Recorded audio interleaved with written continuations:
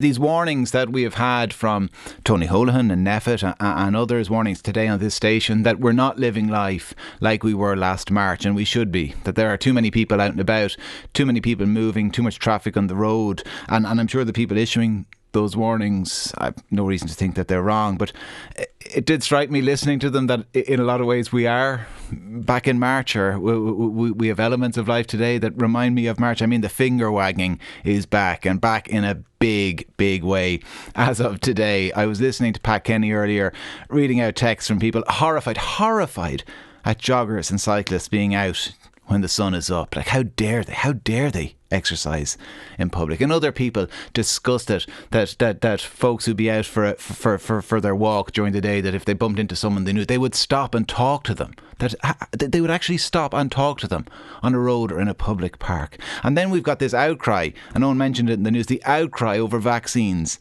in the Coombe. 16 people getting them, I suppose, out of order. 16 given to family members of staff. Now look, I'm not condoning it. It's not ideal. It's not best practice. And we probably should have a protocol in terms of who gets them if there's some spare at the end of the day in terms of this vaccine rollout. But like 16 out of 70,000 plus, you know what that represents? 0.02%, 0.02% of the amount of vaccine that's been doled out so far. So, like, at the end of this, if we get to next autumn and 4.5 million people odd have been vaccinated and 0.022% have gotten it slightly out of order, I mean, that would be a resounding success. Instead, people are apoplectic. I'm only surprised we haven't had a politician yet calling for the entire hospital management to step aside, but then it is only about 4:10, so there's time yet.